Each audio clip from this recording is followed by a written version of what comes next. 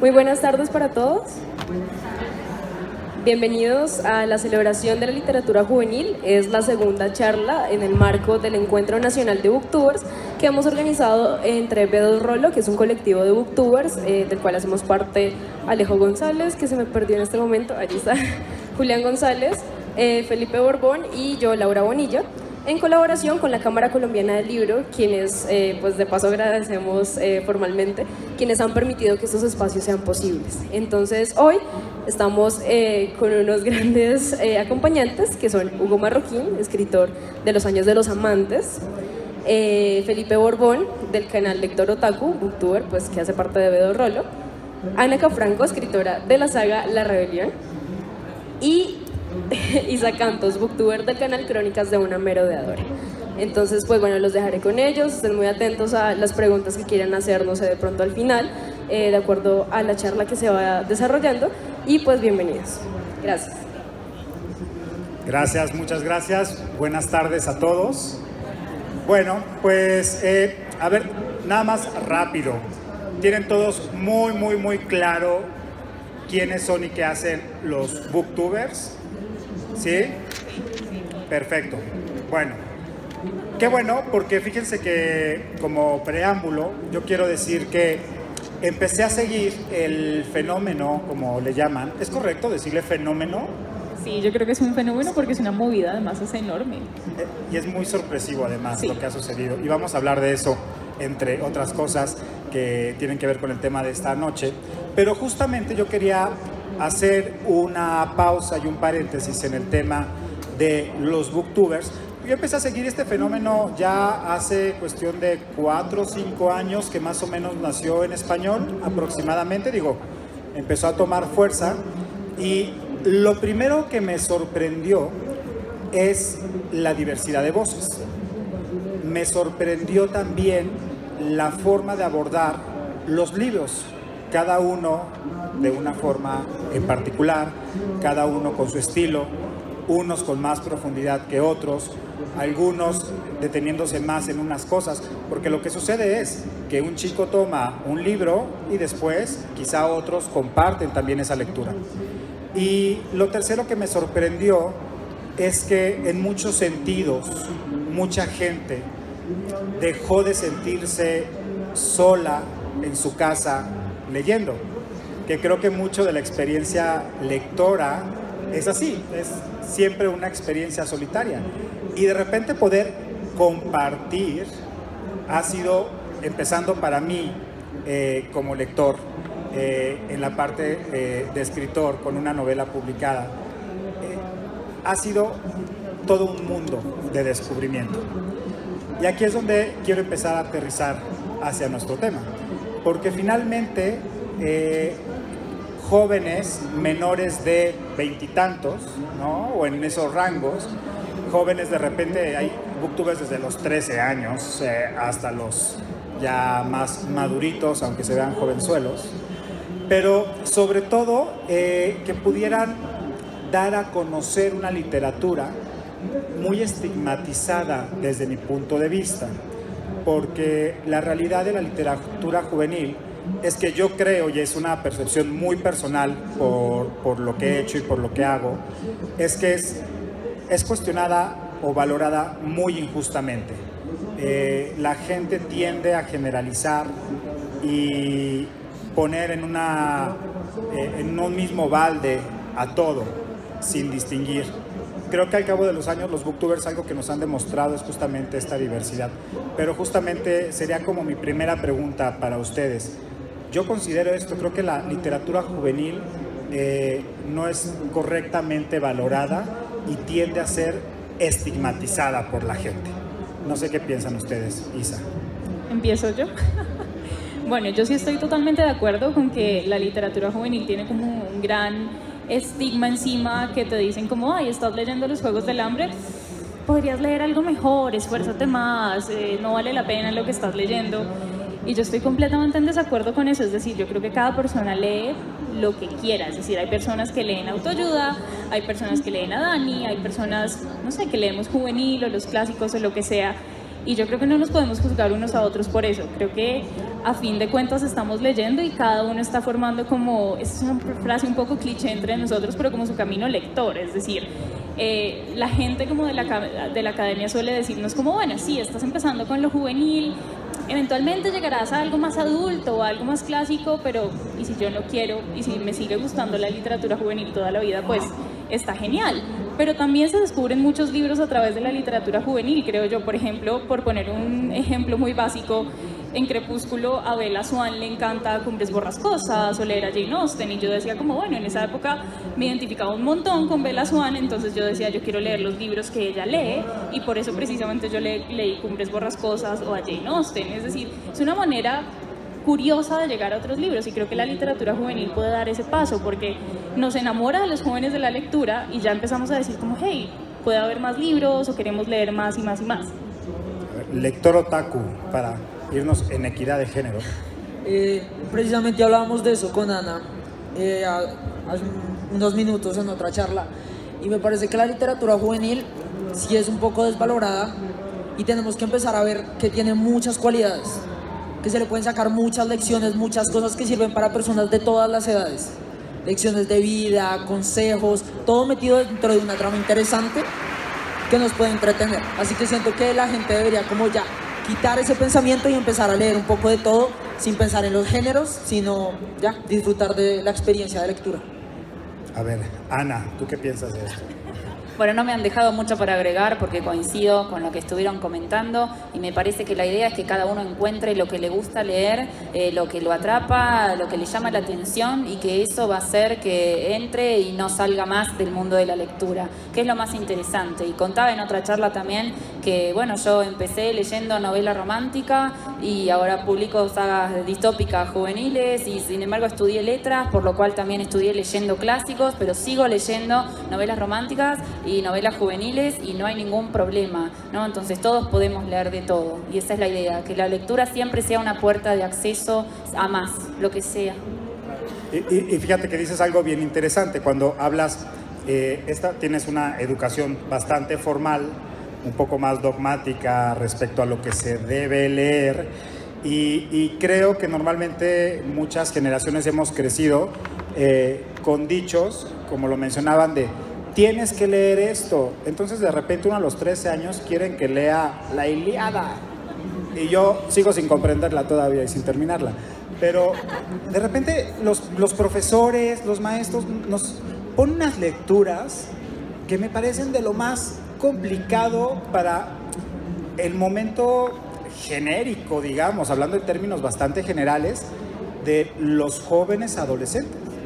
Bueno, yo además de ser escritora soy profesora, trabajo en nivel secundario, creo que aquí le dicen bachillerato, y la verdad es que sí, sucede que a veces cuesta un poco, pero la escuela también es una puerta de acceso a los clásicos, y me parece que siempre que los expliquemos, que los comentemos en clase, que los conversemos y que traigamos esos clásicos a nuestra vida cotidiana, y que veamos que esas obras se llaman clásicos justamente porque siguen teniendo vigencia y tratan temas que tratamos también en los libros juveniles de hoy. Por ejemplo, clásicos de la ciencia ficción que nos llenaron de ideas a los autores de ciencia ficción actual para poder escribir lo que hacemos, ¿no? Entonces me parece que dar clásicos en la escuela no es algo negativo, sino que es algo positivo siempre que esté explicado, que esté conversado, no tirar el libro y hacer un trabajo práctico. Esa no es la idea, porque si no, obviamente nunca se va a terminar de entender el libro. Pero si podemos traerlo a la realidad, muchas veces incluso, por ejemplo, viendo el mito del Minotauro, trabajamos los Juegos del Hambre también, o sea, se pueden hacer cosas muy interesantes trabajando clásicos y a la vez trayendo a la realidad y con libros actuales. Claro, lo que sería muy ideal. Precisamente yo siento que es así. Debe haber un balance de las dos cosas. Algo que lo enganche a uno, que le muestre a uno como estudiante que puede leer, y luego otra cosa que le puede aportar muchos elementos como son los clásicos. ¿Qué me pasó en el colegio? Pues yo ya me gradué. Yo vi en el mismo año Cumbres Borrascosas, se convirtió en mi clásico favorito, pero también leímos Soy el número 4, que le mostró a todos mis compañeros que nos habían acercado un libro que podían leer y disfrutarlo. Entonces digo que sí, es como un balance de mostrarles que pueden leer y luego oírlos y soltarles la variedad para que conozcan que hay un poquito de todo y que todo lo pueden disfrutar. Yo ahorita que decías, Isa, esto de que cada quien lea lo que quiera. Yo soy un defensor total de eso. Estoy totalmente en contra de que la gente critique la lectura que uno tiene en las manos, porque creo que durante muchos años mucha gente se ha quedado en el closet lector, por nombrarlo de alguna forma. Por ejemplo, ¿qué pasa con toda aquella gente que le gusta leer libros de bienestar o de autoayuda o de dietas o de ejercicios o libros de política, de derecha o de izquierda o de centro, o clásicos o novelas súper románticas o de terror o las de Corín Tellado, qué sé yo, ¿no? ¿Estamos ante un cambio de paradigma en ese sentido, Isa? ¿Crees que eso está cambiando en esta nueva sociedad tan comunicada y ustedes forman parte de ello? Yo creo que eso va muy poco a poco, porque tengo varios ejemplos y es que a mí me da un poco como de corte, por ejemplo, ir en Transmilenio leyendo Calendar Girl. Me da un poco de vergüenza, uno por las portadas. Novela erótica para los que no lo saben. Sí, es novela erótica. Entonces como que procuro leerlo en mi casa, pero igual es como, da igual porque está bien, estoy leyendo lo que yo quiero y no debería darme pena. Pero también tengo muchos ejemplos, por ejemplo, y no solo sucede en Colombia, en España me tocó que estaba yo en el metro y ahí hay como una manía muy extraña de ponerle forros a los libros como para que no se vean qué libro están leyendo. Y había una viejita, pero es muy mayor enfrente mío, y de un momento a otro como que se enredó, se le cayó el forro, y claro, cayó el libro y era 50 sombras de Grey. Wow. La señora yo creo que quedó del color de tu silla, pobrecita y tal. Pero entonces creo que sí, creo que esos paradigmas van cambiando poco a poco todavía. Yo creo que a la gente, no sé, le da vergüenza salir leyendo ese tipo de libros, pero pues está bien, es como una rayada mental que tenemos que no tendría por qué existir. Y por ejemplo, también me ha pasado con, no sé, libros de Carolina Andújar. Ustedes han visto las portadas de los libros de Carolina Andújar. Son rojos, súper sangrientos, con cruces, uno tiene un pentagrama. O con la Biblia de los Caídos de Fernando Trujillo. También los iba leyendo en Transmilenio yo, y la gente me miraba y se empezaba a echar la bendición. Son cosas muy extrañas, como que la gente va estigmatizando ciertos libros que vas leyendo, y tú también ayudas un poco a eso, como con lo mismo que te cortas, como que me da pena salir leyendo Calendar Girl o lo que sea. Pero sí creo que está cambiando poco a poco. Igual todo el mundo ya, de verdad, yo creo que lee lo que sea, ya sea como Paulo Coelho o La Ilíada. Que yo siento que BookTube también nos ha ayudado en eso, porque al ver que hay personas en todo el mundo que leen lo que yo estoy leyendo, me dan como la fuerza de mostrarle a todos, vean lo que estoy leyendo. Y entonces yo en el colegio llevaba los libros y los leía, y la gente veía esas portadas y era como, ¿qué es eso? Y yo me lo ponía a las piernas y leía en la mesa. Entonces como que nos da fuerza, como eso de estar comunicados y ver que otras personas también lo leen y lo disfrutan. Así como en comunidad lectora. Y justamente, a ver ahí, díganme ustedes qué libros los mantuvieron en el closet lector, qué libros, lo tienen que confesar ahora. Básicamente lo que les estoy pidiendo es que lo confiesen ahora. ¿Cuáles fueron esos libros que les daba penita decir por lo que la gente iba a decir, evidentemente? Bueno, justamente por esto de la instrucción académica que vos comentabas hoy, yo desde los 13 años que escribo novelas románticas, me gusta, me los leo también todavía, y bueno, en esa época cuando estudiaba letras no me animaba a decirle a nadie que yo escribía novelas románticas, porque claro, en letras, en la carrera de letras era completamente menospreciado el género, había una profesora que todo el tiempo lo criticaba, ¿no?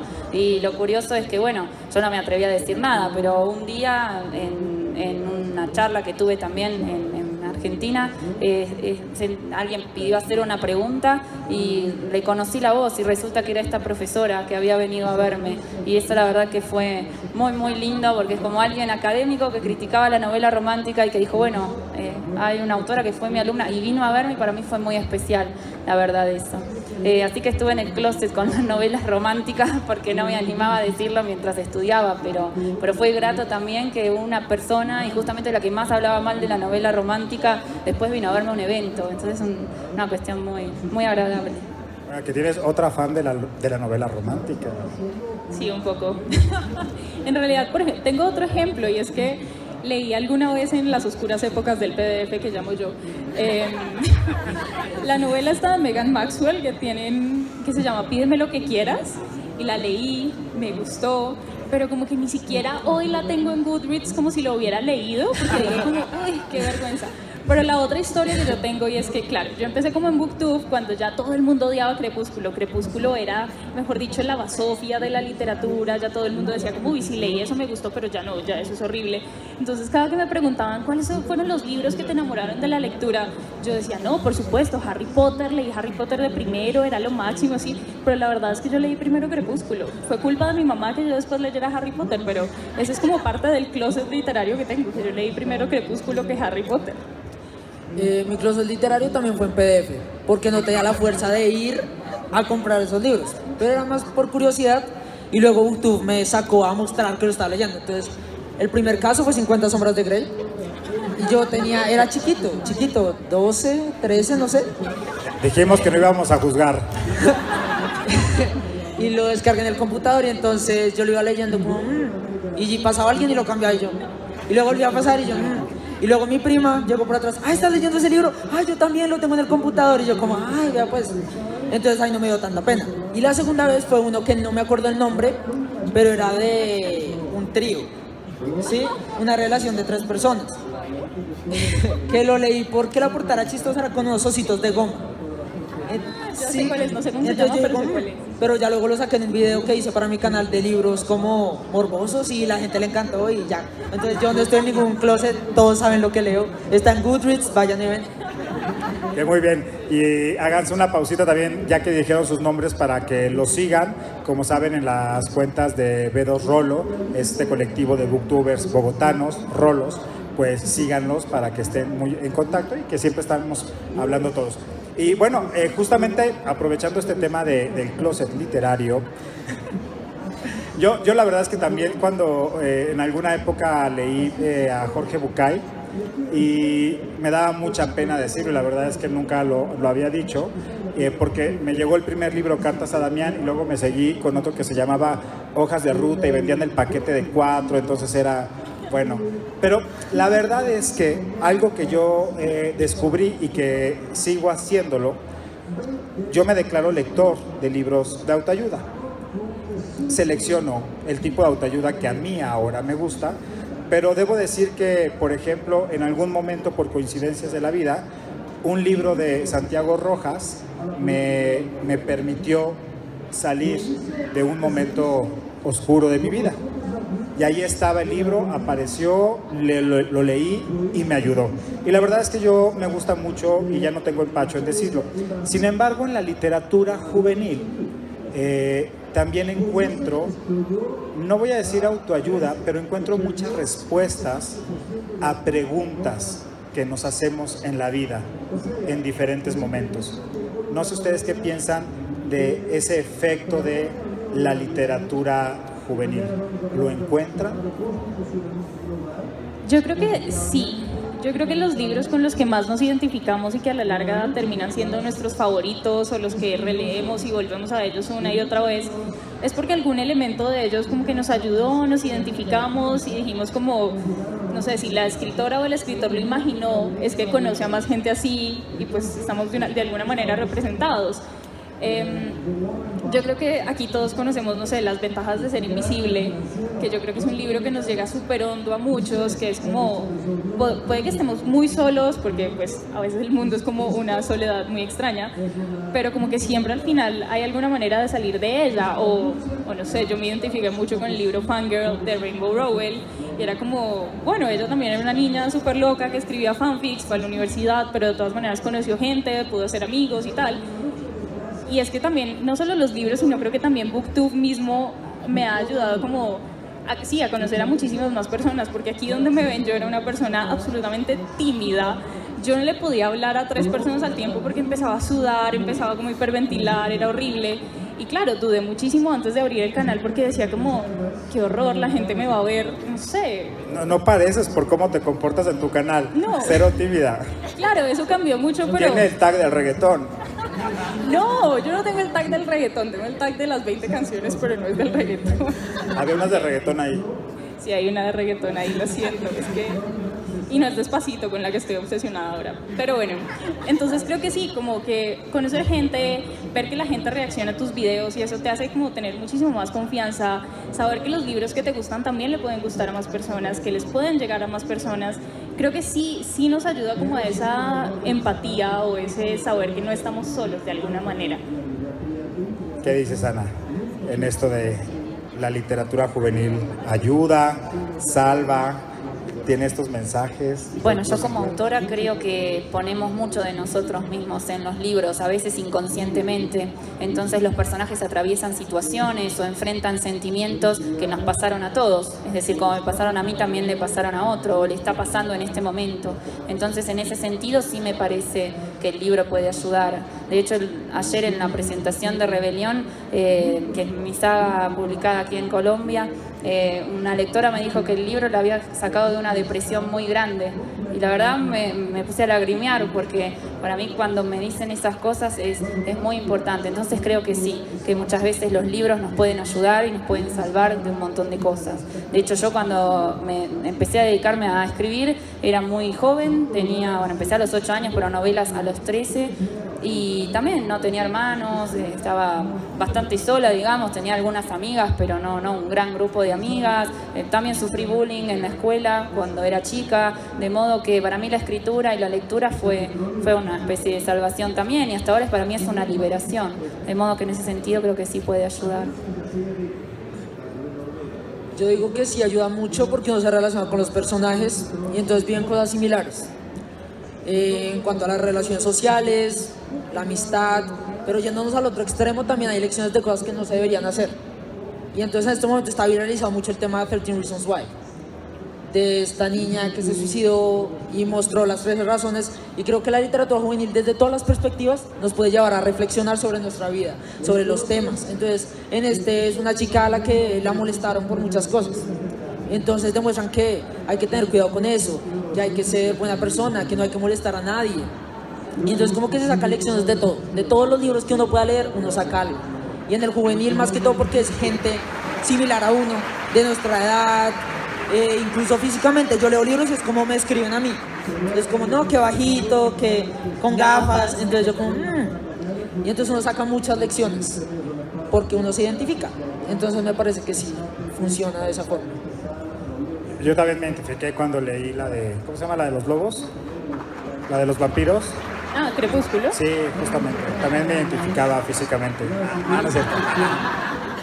No, oigan, pero aunque la literatura, yo sinceramente no creo que su objetivo sea adoctrinar, ¿no? La verdad es que efectivamente deja un mensaje y nos cambia.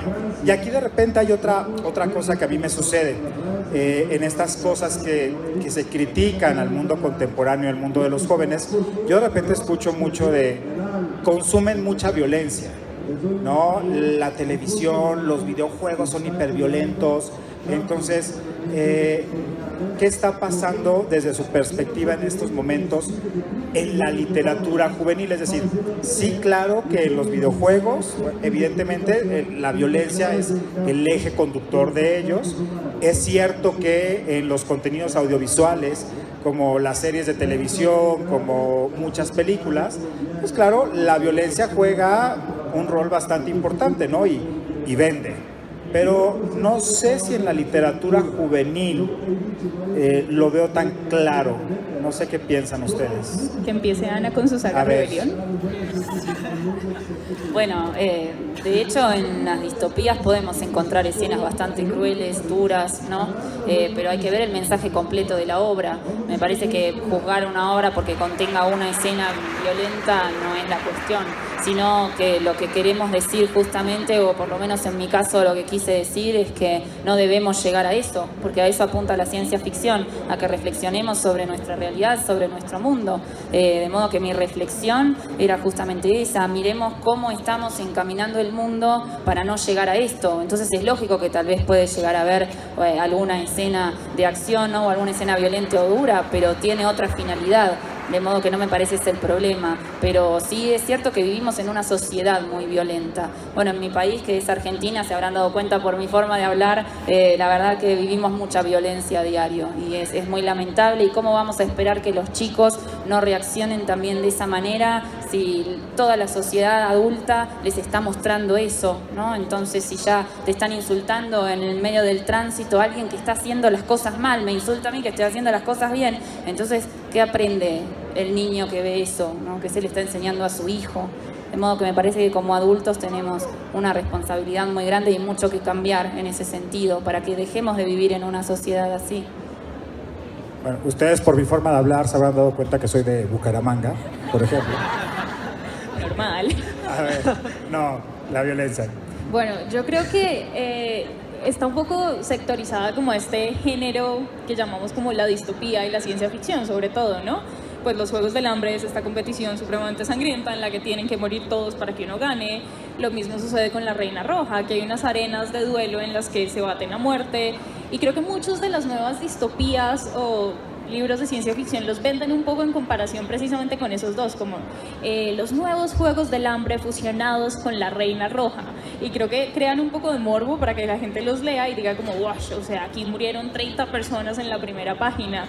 Pero no creo que sea como en general de toda la literatura juvenil, y de hecho creo que está también sectorizado en la distopía y en lo que llamamos un poco ahora el New Adult, que son como estos libros que ya van como un paso más allá, no sé, es que ¿cómo se dice esto en español? Sí, los nuevos adultos, ¿de qué edad son los nuevos adultos? No sé, sería como un gran debate, ¿no? Sería como encontrar la edad de los millennials. Sí. Yo me sigo considerando millennial, no lo sé por qué.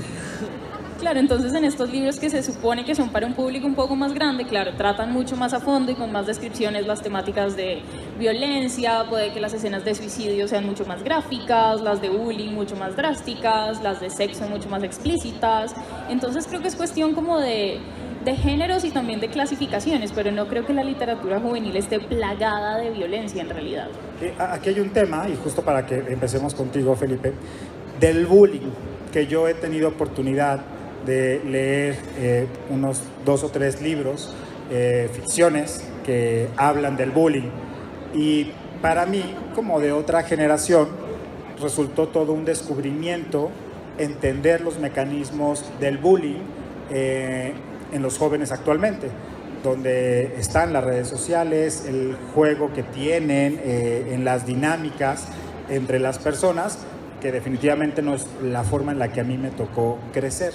¿Cómo encuentran ustedes o que han leído, por ejemplo, en temas de bullying, que crean que es importante o que crean que son voces que vale la pena que tomen más fuerza o más eco? Porque definitivamente el bullying es un problema que yo siento que los padres no alcanzan a dimensionar actualmente, porque no tienen, a veces el padre dice, no, mijo, pues ya cierra tu Facebook y ya, pero es que no se puede cerrar el Facebook, ¿no? Es parte de una interacción social, no se puede cerrar Instagram. ¿Cómo entienden ustedes? ¿Qué creerían del bullying? ¿Qué vale la pena leer? ¿Hay algo ahí que ustedes hayan visto, leído? Honestamente, aparte de 13 Reasons Why, no mucho. Pero ahí me parece que es un ejemplo perfecto porque se ven los dos tipos de bullying. Digamos, yo crecí y vi los dos tipos. Pasé por el matoneo directo, o sea, como físico ahí presente, hasta que fueron haciendo las redes y ya no en carne propia, pero vi cómo se le pasaba a otras personas. Y eso se ve en 13 Reasons Why. Ahí vemos cómo la molestan directamente en el colegio, la miran, le dicen cosas, susurran, y también vemos cómo se viralizan fotos de ella que la comprometen a algo que no había pasado. Entonces como que lo pueden leer para ver, para dimensionarlo todo y comprender hasta qué límite ya está llegando el bullying, que ya es, no sé, muy fuerte, con las dos cosas juntas. Yo creo que además de ese de Por 13 razones, está una serie que tiene como 5 libros que se llama La lección de August, de R.J. Palacio. Es la historia de un chico de 10 años, creo más o menos, que nace con una malformidad en la cara y que es un niño pues francamente feo, como tiene muchos problemas. Y claro, lo han educado en la casa, pero el niño un día dice como, yo quiero tener una experiencia normal, quiero ir al colegio, quiero tener amigos y todo esto. Los papás están un poco reticentes, pues porque saben lo que le va a suceder cuando los niños, que además cuando los niños son pequeños son incluso mucho más crueles que lo que pueden ser cuando ya crecen. Entonces el niño empieza a ir al colegio y obviamente tiene todos los problemas de bullying de la vida, le pegan, lo patean, lo dejan a un lado, no tienen amigos, hasta que las profesoras como que empiezan a interactuar ahí. Y la serie de estos libros es como la historia de este chico, pero visto desde diferentes perspectivas. El primer libro es desde su propia perspectiva, el segundo libro es desde el chico que más le hace bullying, el tercero es como desde el mejor amigo, pues porque logra tener un mejor amigo. Entonces creo que esa es una saga, o bueno, una serie que vale la pena leer en cuanto a esos temas. También hay otro que se llama Mi corazón en los días grises, de Yasmín Warga, que también se trata sobre el tema del suicidio. Son dos chicos que están absolutamente deprimidos, tanto por sus condiciones familiares como por lo que viven en el colegio, y terminan, no sé, buscando un club como de suicidio en internet, y ahí también se trata mucho como este tema del cyberbullying, que también se puede ver un poco en Nerf. No sé si leyeron el libro de Jim Ryan, que es básicamente como este reto de la ballena azul que viene como rondando estos días por todas las redes. Entonces creo que esos tres son como libros que tocan mucho este tema del bullying, tanto como en persona en los colegios como en la red, por decirlo así. Bueno, yo no podría agregar otro título al que ya dijeron aquí mis compañeros del conversatorio, pero sí sugeriría mucho diálogo con los chicos, mucho diálogo. Que no se minimice el problema, porque a veces se dice, son cosas de chicos, los chicos son crueles, y no es así, porque para el que lo está viviendo es durísimo. Entonces no minimizar tanto desde la escuela como de los padres, y también que tomen conciencia los padres del chico que está haciendo bullying, porque muchas veces sucede que van, defienden lo indefendible, ¿no? Y bueno, entonces tomar conciencia y no, mi hijo lo que está haciendo no está bien. Y bueno, todos nos equivocamos, es decir, no quiere decir que por aceptar que porque mi hijo está haciendo esto que no está bien, no lo quiero o es un mal hijo, al contrario, lo estamos ayudando, ¿no? Entonces, bueno, que desde todas las perspectivas se tome conciencia. Y bueno, ahorita les digo que vamos a dejar un pequeño espacio para sus inquietudes, preguntas, respuestas, para que las vayan preparando, si tienen algo que preguntarle a nuestros panelistas, a la gente que está aquí, váyanlo pensando para que en el momento en que digamos no suenen los grillos en esta sala, sino sus preguntas e inquietudes. Y volviendo, porque lo que me gusta cómo van ustedes ahora dibujando un panorama de la literatura juvenil, ¿no? Porque me están hablando un poco de las distopías, la ciencia ficción, vamos hablando del bullying, y una parte que también a mí me gusta es la novela romántica, ¿no? No coincidimos exactamente a veces en las percepciones, pero ¿cuáles son esas novelas románticas que les hayan movido? Y Las sombras de Grey no cuenta como novela romántica. Felipe. Bueno, empecemos con la especialista, ¿no? Bueno, eso es porque en Argentina tengo publicadas muchas novelas románticas. Aquí llegó más que nada la saga Rebelión, que es distopía juvenil, pero en total tengo 10 libros publicados y muchas son novelas románticas. La primera novela que leí a los 13 años, que a mí me impulsó a escribir y que me hizo amar la lectura realmente, porque antes nunca se me había ocurrido agarrar un libro por cuenta propia, ¿no? Por si yo quiero leer esto. Fue una novela romántica que era Corazón de Fuego, de Linda Howard. Así que es una novela romántica de aventuras, de dos personajes que van a una expedición al Amazonas. O sea que para mí fue súper entretenido y me fascinó. En ese momento me leí ese libro en 4 horas. Y ahí fue que dije, quiero escribir algo así de divertido, de entretenido y seguir leyendo más de esto. Y bueno, y así fue. Como terminé estudiando letras y como soy escritora, es decir, que todo es un camino que se construye. Te toca, Felipe. Pues honestamente en este momento no puedo pensar en un romance bonito que me haya gustado. A mí me gustan más las cosas un poco retorcidas. Ya lo había dicho. Entonces yo disfruté Cumbres Borrascosas. Son un poco de amor como oscuro, no sé, de pronto por la ambientación y todo. Y digamos Perdida de Gillian Flynn. Me gustó la relación que había ahí, un poco como trastornada. Romántica. Pero, o sea, es como una pareja y me gusta esa pareja. Cómo se desarrollan las cosas, todo el misterio y como a pesar de tantas cosas, al final, pues, no sé, quedan. Bueno, ya saben qué tipo de reseñas pueden encontrar en el canal de Felipe, ahora, Lector Otaku. Torcido, todo así.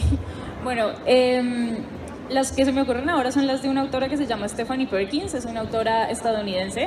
Tiene ella 3 libros, uno se llama Un beso en París, otro es Lola y el chico de al lado, y el tercero se llama... Isla and como, the Happy sí, pero Ever creo que en After. español es como Felices por siempre jamás, que ya los títulos dicen, hola, voy a hacer una novela muy cursi. Digamos que cuando yo leo esos libros digo como, yo soy como súper cínica en el amor, en la vida real, es como, soy cursi pero a la vez como que no creo en ello, es una cosa muy rara, es una dicotomía bien extraña, pero cuando leo esos libros digo como, el amor existe, todo es tan bonito, quiero que suceda, quiero un chico que me regale cosas de Starbucks, bueno, eso sucede en Fangirl, pero bueno, entonces son como esos libros los que de verdad como que me hacen volver a creer en el amor y los releo un montón, porque son lecturas muy ligeras, muy bonitas, que te hacen viajar, no sé, de París a Nueva York, a Chicago, a San Francisco. Entonces son libros muy, muy tiernos en ese sentido. Por ejemplo, ahorita que dices esto, ¿no? Te dan ganas de viajar. Cada libro plantea también siempre un viaje, ¿no? Es el viaje más evidente, el de la imaginación, ¿no?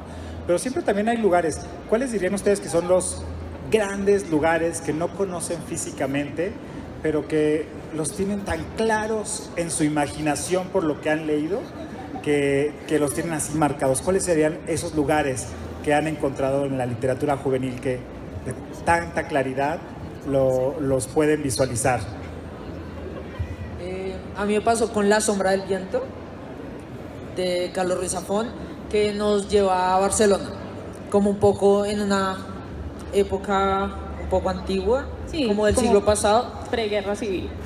y nos muestra todo, los callejones, las tiendas, las librerías, la gente, y ahí me sentí como viajando allá a España con los personajes y me gustó mucho. Y pues en fantasía, pues sí, todos, que disfruto toda la fantasía que existe, me encanta, como Juego de Tronos también, con la serie. A mí me sucedió con un libro que se llama Dos velas para el diablo, de Laura Gallego. Ella es una escritora de España. Y yo leí este libro y ella describe muchísimo como un sitio específico del Parque del Retiro, que es la estatua precisamente de Lucifer, del ángel caído. Y yo decía, algún día cuando vaya al Retiro tengo que tomarme una foto allí con el libro además en las manos, y tengo que pasar por la calle Libreros, que es por donde está un ángel pues que aparece en el libro, o tengo que estar enfrente de Callao porque ahí es donde se encontró con Pepito Pérez o lo que sea. Y efectivamente cuando fui a Madrid en el 2014 dije, como lo primero que hice en el primer día, como dejé la maleta y salí, fue ir a la calle Libreros. Luego 2 días después fui como a la estatua del ángel caído del Retiro y efectivamente tenía mi libro ahí conmigo y todas esas fotos existen. Entonces creo que esos fueron como los que ya conocí, pero libros que me hayan transportado un montón. Hay uno que se llama... ahora me acuerdo, pero que sucede como en San Petersburgo, y digo como, yo quiero conocer esos palacios que describen, todos esos... hay unos huevos como llenos de joyas que también están exhibidos en esos palacios, y digo, quiero ver eso en persona, pero porque los leí en ese libro que no me acuerdo en este momento cómo se llama, pero ahí. A ver, Ana, ¿cuáles son tus lugares? En mi caso lo voy a contar desde la perspectiva de la escritura. Uno cuando escribe a veces no ambienta las historias en el lugar donde vive. Entonces empieza a investigar sobre un montón de otros lugares y la verdad es que viaja un montón con la imaginación. Y tuve la suerte de poder ir a algunos de esos lugares sobre los que había escrito y me fascinaba estar, ay, acá yo imaginé que pasaba tal cosa. Para mí era algo fascinante. Poder haberlo investigado, haberlo descubierto a través de ese procedimiento y haber descrito ese lugar y que después poder pisarlo y estar ahí es fascinante. Y bueno, y a través de los libros también, por supuesto. Tengo la suerte de conocer algunos lugares de Estados Unidos, pero a través de los libros he conocido otros y que han quedado fijos en mi cabeza. Y bueno, y el día que uno va, lo ve y dice, wow, o sea, qué bien que le hizo el autor. Eso me encanta. A mí me faltó uno muy importante, que es el castillo de Drácula en Transilvania. O sea, yo necesito ir a ese lugar. O sea, al menos a ese país. Es una cosa loca, es una obsesión, de verdad. Oye, es increíble porque aquí dos cosas.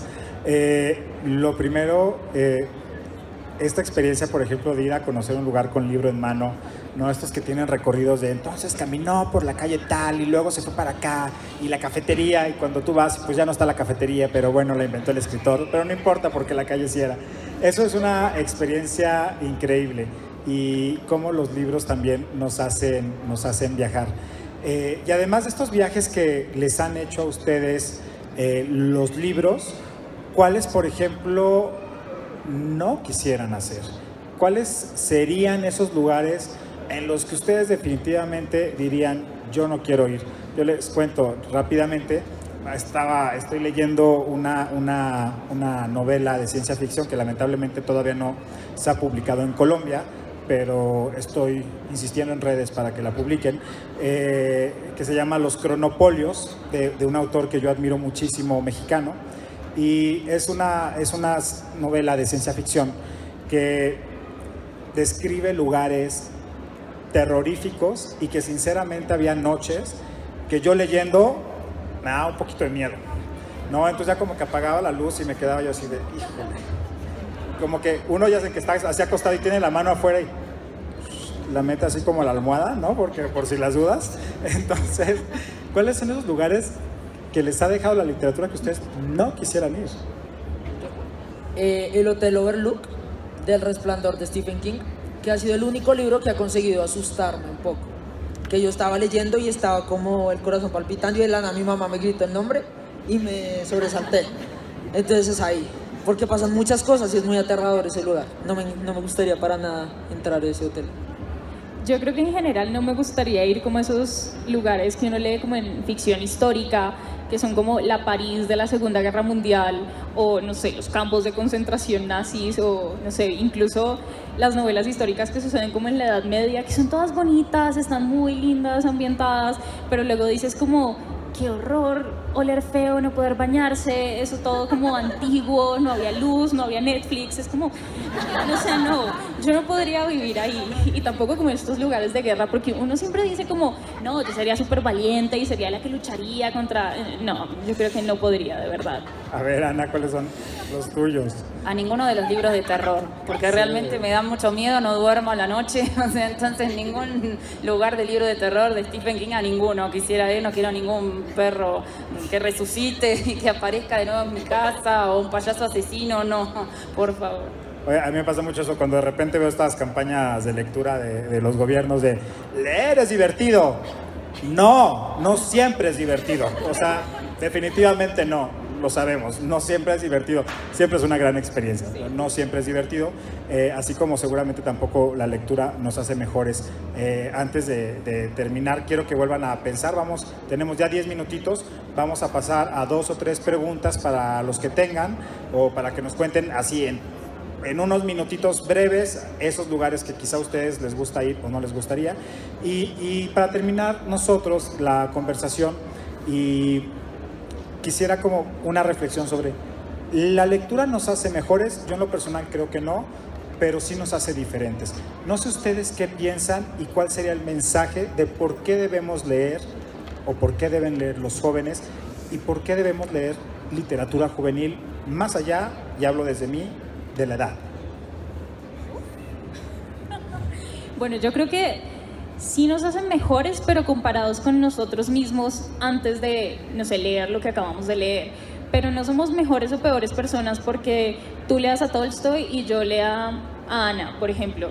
No somos mejores o peores porque Hugo lea autoayuda y yo lea a Sarah J. Maas. No, sencillamente somos lo que somos, estamos leyendo lo que estamos leyendo, y no creo que haya tampoco como categorías de lectores, de eres un lector AAA Gold porque has leído 10 clásicos en el año.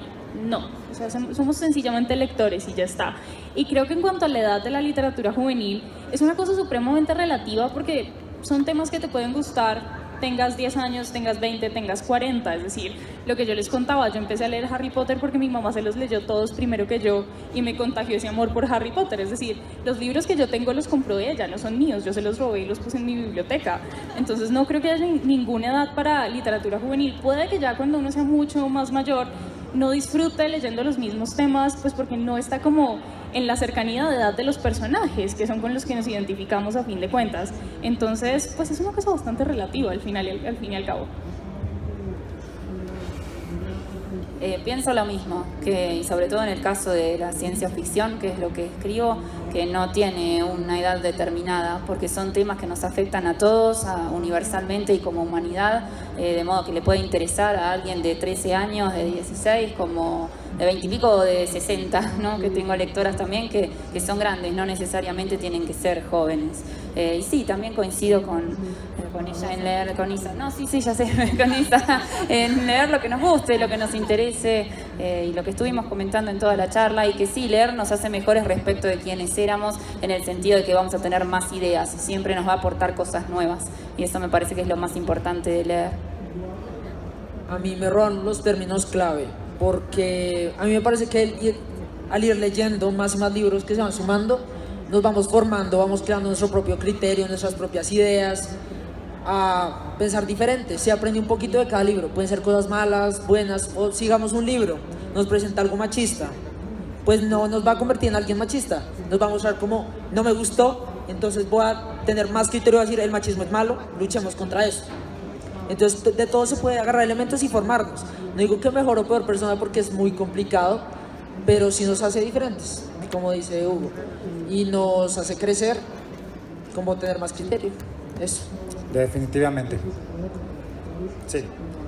Vamos a hacer unas 2 o 3 preguntas y ya para cerrar, y antes de agradecerles, sí, definitivamente yo creo que ustedes que están aquí con nosotros y que nos han aguantado este rato escuchándonos, lo cual agradezco y seguramente hablo también por ellos, les agradecemos, tienen un gran poder, o tienen varios, no solo el de leer, que los invito a que lo hagan sin juzgar a nadie por lo que lee. También tienen un gran poder siempre en las manos, que es los dispositivos que cargan, el acceso a las redes sociales. Yo siempre me gusta invitar a la gente a que prefiera hablar de libros por sobre otras cosas, porque en el momento en que todos hablamos de libros con la naturalidad que ellos lo hacen en los medios a los que tienen acceso, esta voz se va normalizando, esta voz deja de tener tantas etiquetas, así que siempre antes de hablar otra cosa en las redes, antes de quejarse del gobierno o del tráfico o de lo que sea, elijan hablar de libros, denle voz a la gente que habla de libros, denle retweet, denle compartir, denle like, ¿saben? No, son cosas que vale la pena compartir y ustedes tienen el poder.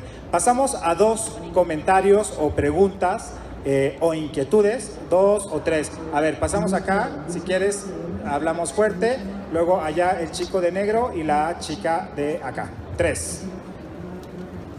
Van a tener que pasarse para acá, chicos, para que les pase el micrófono.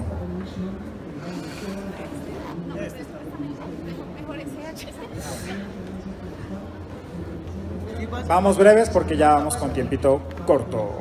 Bueno, hablo pues desde mi perspectiva personal. Yo tenía una gran influencia como de lecturas acerca de lugares que hablan mucho como de Estados Unidos, de América y de Europa. Quisiera que nos dieran una recomendación, pues cada uno de otros lugares que no sean como tan frecuentes, algo de Asia, de África. Bueno, a mí en lo personal me gusta mucho la literatura alemana y un libro que recomiendo de un autor que vivió muchos años en Argentina es Gas 1 de Georg Kaiser, que trata temas de masificación, alienación, industrialización, muy interesantes. Bueno, yo sé que es Europa, pero como no es la Europa mainstream, es un clásico, son las Edas de Gylfi, que es donde está escrita toda la mitología nórdica original. Y son conversaciones de un tipo que estaba totalmente chalado y que de verdad estaba como imaginando todas estas conversaciones con los dioses nórdicos, y de ahí surgieron todos los mitos que, pues no sé, vemos reinterpretados en la saga de Magnus Chase de Eric Riordan, por ejemplo. Diferente a Estados Unidos, pues yo no leo cosas muy diferentes, pero se me viene a la cabeza un libro que recomiendo mucho últimamente, que me llevó a ver algo que no había visto antes, que era como El campo francés, y fue El ruiseñor, que es una novela histórica sobre la Segunda Guerra Mundial, y nos muestra a 2 hermanas viven en París y luego van a el campo francés, y es muy bueno, me encanta. A mí no me preguntaron, pero los escritores chinos hay muchos muy interesantes y vale la pena que vean un poco de los chinos que están haciendo, porque es otro nivel de comprender y ver el mundo. Pero bueno, otra pregunta. Bueno, si pudieran elegir a cualquier autor o personaje de un libro para cenar, ¿a quién elegirían? Sí, no, yo elijo al protagonista masculino de mi saga que viene. Estoy enamorada, o sea, lo elijo a él. Sí. ¿Te sale cuándo? Bueno, sale ahora este año, todavía no tenemos del todo definida la fecha, por aquí en Colombia y en Argentina.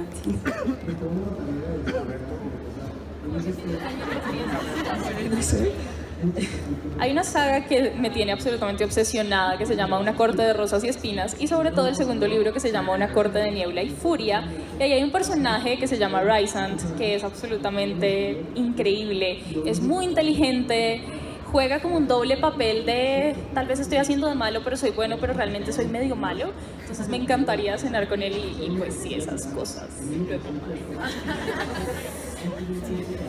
De pronto me gustaría con Tyrion Lannister de Juego de Tronos, porque es muy inteligente.